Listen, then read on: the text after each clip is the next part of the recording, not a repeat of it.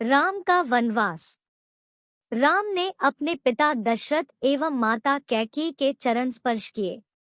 राम को देखकर महाराज ने एक दीर्घ श्वास और केवल हे राम कहा, फिर अत्यधिक निराश होने के कारण चुप हो गए। उनके नेत्रों में अश्रु भर आए।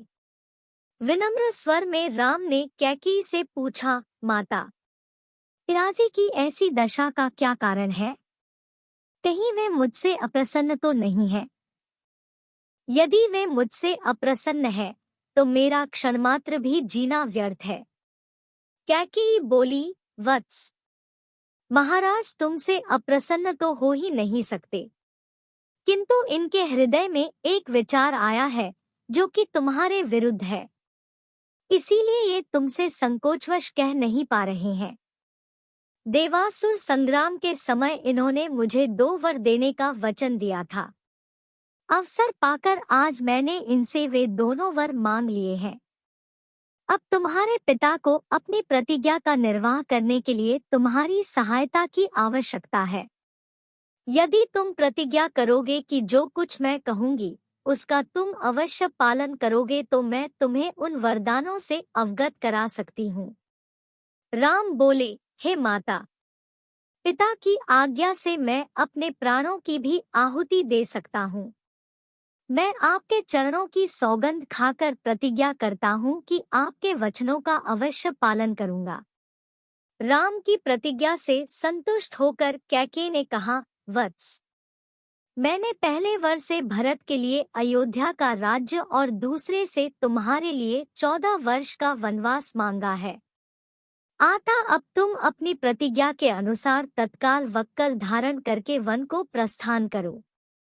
तुम्हारे मोह के कारण ही महाराज दुखी हो रहे हैं, इसलिए तुम्हारे वन को प्रस्थान के पश्चात ही भरत का राज्याभिषेक होगा। मुझे पूर्ण विश्वास है कि तुम अपनी प्रतिज्ञा का पालन करके अपने पिता को पापरूपी सागर से अवश्य मुक्ति दिलाओगे। राम ने दुख और शोक से रहित होकर कैकेयी के वचनों को सुना और मधुर मुस्कान के साथ बोले, माता, बस इस छोटी सी बात के लिए ही आप और पिताजी इतने परेशान हैं। मैं तत्काल वन को चला जाता हूँ। यही मेरी सत्य प्रतिज्ञा है। महाराज दशरथ राम और कैकेयी के इस संवाद को सुन रहे थे। इसे सुनकर वे एक बार फिर मूर्छित हो गए। राम ने मूर्छित पिता और कैकेयी के चरणों में मस्तक नवाया और चुपचाप उस प्रकोष्ठ से बाहर चले गए। गंगा जन्म की कथा 2। जब महाराज सगर को बहुत दिनों तक अपने पुत्रों की सूचना नहीं मिली तो उन्होंने अपने तेजस्वी पौत्र अंशुमान को अपने पुत्रों तथा घोड़े का पता लगाने के लिए आदेश दिया। वीर अंशुमान शस्त्रास्त्रों से सुसज्जित होकर उसी मार्ग से पाताल की ओर चल पड़ा जिसे उसके चाचाओं ने बनाया था। मार्ग में जो भी पूजनीय ऋषि मुनि मिले उनका यथोचित सम्मान करके अपने लक्ष्य के विषय में पूछता हुआ उस स्थान तक पहुंच गया जहां पर उसके चाचाओं के भस्मीभूत शरीरों की राख पड़ी थी और पास ही यज्ञ का घोड़ा चल रहा था। अपने चाचाओं के भस्मीभूत शरीरों को देखकर उसे बहुत दुख हुआ। उसने उनका तर्पण करने के लिए जलाशय की खोज की, किंतु उसे कहीं जलाशय दिखाई नहीं पड़ा। तभी उसकी दृष्टि अपने चाचाओं के मामा गरुड़ पर पड़ी। उन्हें सादर प्रणाम करके अंशुमान ने पूछा कि बाबाजी, मैं इनका तर्पण करना चाहता हूँ। पास में यदि कोई सरोवर हो तो कृपा करके उसका पता बताइए। यदि आप इनकी मृत्यु के विषय में कुछ जानते हैं तो वह भी मुझे बताने की कृपा करें। गरुड़ जी ने बताया कि किस प्रकार उसके चाचाओं ने कपिल मुनि के साथ उद्दंड व्यवहार किया था, जिसके कारण कपिल मुनि ने उन सबको भस्म कर दिया।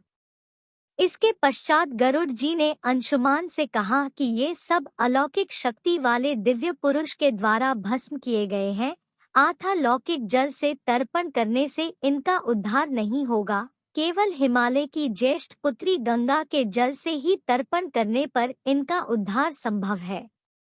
अब तुम घोड़े को लेकर वापस चले जाओ जिससे कि तुम्हारे पितामह का यज्ञ पूर्ण हो सके। गरुड़ जी की आज्ञानुसार अंशुमान वापस अयोध्या पहुंचे और अपने पितामह को सारा वृतांत सुनाया। महाराज सगर ने दुखी मन से यज्ञ पूरा किया। वे अपने पुत्रों के उद्धार करने के लिए गंगा को पृथ्वी पर लाना चाहते थे, पर ऐसा करने के लिए उन्हें कोई भी युक्ति न सूझी। थोड़ा रुककर ऋषि विश्वामित्र कहा, महाराज सगर के देहांत के पश्चात अंशुमान बड़ी न्यायप्रियता के साथ शासन करने लगे। अंशुमान के परम प्रतापी पुत्र दिलीप हुए। दिलीप के वयस्क हो जाने पर अंशुमान दिलीप को राज्य का भार सौंपकर हिमालय की कंदराओं में जाकर गंगा को प्रसन्न करने के लिए तपस्या करने लगे, किंतु उन्हें सफलता नहीं प्राप्त हो पाई और उनका स्वर्गवास हो गया। इधर जब राजा दिलीप का धर्मनिष्ठ पुत्र भगीरथ बड़ा हुआ तो उसे राज्य का भार सौंपकर दिलीप भी गंगा को पृथ्वी पर लाने के लिए तपस्या करने चले गए, पर उन्हें भी मनवांछित फल नहीं मिला। भगीरथ बड़े प्रजावत्सल नरेश थे, किंतु उनकी कोई संतान नहीं हुई। इस पर वे अपने राज्य का भार मंत्रियों को सौंपकर स्वयं गंगावतरण के लिए गोकर्ण नामक तीर्थ पर जाकर कठोर तपस्या करने लगे। उनकी अभूतपूर्व तपस्या से प्रसन्न होकर ब्रह्मा जी ने उन्हें वर मांगने के लिए कहा। भगीरथ ने ब्रह्मा जी से कहा कि हे प्रभो, यदि आप मुझ पर प्रसन्न हैं तो मुझे यह वर दीजिए कि सगर के पुत्रों को मेरे प्रयत्नों से गंगा का जल प्राप्त हो, जिससे कि उनका उद्धार हो सके। इसके अतिरिक्त मुझे संतान प्राप्ति का भी वर दीजिए, ताकि इक्ष्वाकु वंश नष्ट न हो। ब्रह्मा जी ने कहा कि संतान का तेरा मनोरथ शीघ्र ही पूर्ण होगा, किंतु तुम्हारे मांगे गए प्रथम वरदान को देने में कठिनाई यह है कि जब गंगा जी वेग के साथ पृथ्वी पर अवतरित होंगी तो उनके वेग को पृथ्वी संभाल नहीं सकेगी। गंगा जी के वेग को संभालने की क्षमता महादेव जी के अतिरिक्त किसी में भी नहीं है। इसके लिए तुम्हें महादेव जी को प्रसन्न करना होगा। इतना कहकर ब्रह्मा जी अपने लोक को चले गए। भगीरथ ने साहस नहीं छोड़ा। वे 1 वर्ष तक पैर के अंगूठे के सहारे खड़े होकर महादेव जी की तपस्या करते रहे।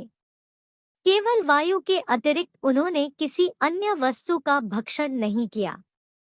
अंत में इस महान भक्ति से प्रसन्न होकर महादेव जी ने भगीरथ को दर्शन देकर कहा कि हे भक्त श्रेष्ठ, हम तेरी मनोकामना पूरी करने के लिए गंगा जी को अपने मस्तक पर धारण करेंगे। इसकी सूचना पाकर विवश होकर गंगा जी को सुरलोक का परित्याग करना पड़ा। उस समय वे सुरलोक से कहीं जाना नहीं चाहती थी, इसलिए वे यह विचार करके कि मैं अपने प्रचंड वेग से शिव जी को बहाकर पाताल लोक ले जाऊंगी, वे भयानक वेग से शिव जी के सिर पर अवतरित हुई। गंगा के इस वेगपूर्ण अवतरण से उनका अहंकार शिव जी से छुपा न रहा। महादेव जी ने गंगा की वेगवती धाराओं को अपने जटाजूट में उलझा लिया। गंगा जी अपने समस्त प्रयत्नों के बाद भी महादेव जी के जटाओं से बाहर न निकल सकी। गंगा जी को इस प्रकार शिव जी की जटाओं में विलीन होते देख भगीरथ ने फिर शंकर जी की तपस्या की। भगीरथ के इस तपस्या से प्रसन्न होकर भगवान शंकर ने गंगा जी को हिमालय पर्वत पर स्थित बिंदुसर में छोड़ा। छूटते ही गंगा जी 7 धाराओं में बंट गई। गंगा जी की 3 धाराएं हलादिनी, पावनी और नलिनी पूर्व की ओर प्रवाहित हुई। सुचक्षु, सीता और सिंधु नाम की 3 धाराएं पश्चिम की ओर बहीं और 7वीं धारा महाराज भगीरथ के पीछे पीछे चली। जिधर जिधर भगीरथ जाते थे उधर उधर ही गंगा जी जाती थी। स्थान स्थान पर देव, यक्ष, किन्नर, ऋषिमुनि आदि उनके स्वागत के लिए एकत्रित हो रहे थे। जो भी उस जल का स्पर्श करता था भवबाधाओं से मुक्त हो जाता था। चलते चलते गंगा जी उस स्थान पर पहुंची जहां ऋषि जहनु यज्ञ कर रहे थे। गंगा जी अपने वेग से उनके यज्ञशाला को संपूर्ण सामग्री के साथ बहाकर ले जाने लगी। इससे ऋषि को बहुत क्रोध आया और उन्होंने क्रुद्ध होकर गंगा का सारा जल पी लिया। यह देखकर समस्त ऋषि मुनियों को बड़ा विस्मय हुआ और वे गंगा जी को मुक्त करने के लिए उनकी स्तुति करने लगे। उनकी स्तुति से प्रसन्न होकर जहनु ऋषि ने गंगा जी को अपने कानों से निकाल दिया और उन्हें अपनी पुत्री के रूप में स्वीकार कर लिया। तब से गंगा जाह्नवी कहलाने लगी। इसके पश्चात वे भगीरथ के पीछे चलते चलते समुद्र तक पहुंच गई और वहां से सगर के पुत्रों का उद्धार करने के लिए रसातल में चली गई। उनके जल के स्पर्श से भस्मीभूत हुए सगर के पुत्र निष्पाप होकर स्वर्ग गए। उस दिन से गंगा के 3 नाम हुए, त्रिपथगा, जाह्नवी और भागीरथी।